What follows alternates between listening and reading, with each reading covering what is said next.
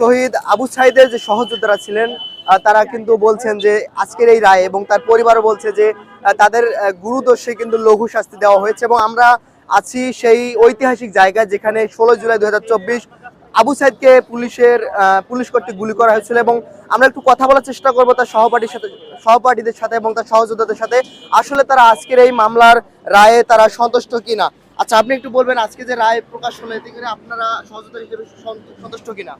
দীর্ঘ 1.5 বছরের পর আমরা আজকে শহীদ আবু সাইদের রায় পেলাম। তো সেখানে আমরা দেখতে পেলাম যে দুজন পুলিশ কর্মকর্তা যারা সরাসরি শহীদ আবু সাইদের গুলি করে তাদের মৃত্যুদণ্ড রায় ঘোষণা করা হয়েছে। তো এই দুইজনের বিষয়ে আমরা সন্তুষ্ট, যেহেতু তারা সর্বোচ্চ শাস্তি পেয়েছে। কিন্তু বাকি যারা পুলিশ কর্মকর্তা এবং এই বিশ্ববিদ্যালয়ের ছাত্রলীগের যারা ক্যাডাররা ছিল তাদেরকে যে শাস্তি দেওয়া হয়েছিল তখন 2024 সালের জুলাই যে প্রেক্ষাপটটা ছিল, তারা যে পরিমাণে আমাদের উপর অ্যাগ্রেসিভ ছিল এবং মারণাস্ত্র নিয়ে আমাদেরকে বিভিন্নবার পাল্টা ধাওয়া করেছিল, সেই প্রেক্ষাপট বিবেচনায় এবং আমরা মনে করি যে এই সাজা তাদের আসলে দণ্ড কম হয়ে গেছে। এটা আমরা খুবই সংক্ষুব্ধ। আমরা আশা করি বিজ্ঞ আদালত এটা বিবেচনায় নিবে এবং কি তাদের সাজা পুনর্বিবেচনা করবে। ধন্যবাদ।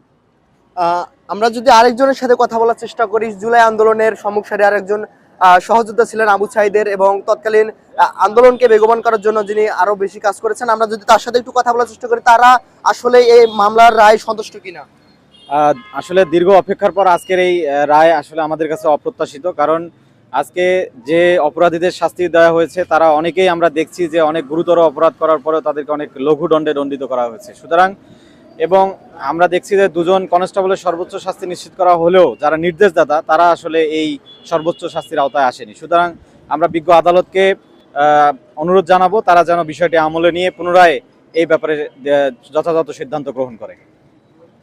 আমরা যেমনটি শুনছিলাম যে শহীদ আবু সাইদের যে সহযোদ্ধারা ছিলেন সেই সময়ে 16 জুলাই 2024 সালে যারা একসাথেই লড়াই করেছিলেন, তারা কিন্তু আজকে যে আন্তর্জাতিক অপরাধ ট্রাইব্যুনাল থেকে মামলার রায় ঘোষণা করা হয়েছে, যেখানে দুজনকে মৃত্যুদণ্ড, 3 জনকে আজীবন সহ বাকিদের বিভিন্ন মেয়াদে সাজা দেওয়া হয়েছে, যেটি কিনা তাদের দাবি তাদেরকে গুরুদোষে লঘু শাস্তি দেওয়া হয়েছে, অর্থাৎ তারা এই রায়ে কিন্তু আসলে সন্তুষ্ট না। তো এই ছিল রংপুরের বেগম রোকেয়া বিশ্ববিদ্যালয় থেকে আবু সাইদের সহযোদ্ধাদের রায়ের পরে প্রতিক্রিয়া সর্বশেষ।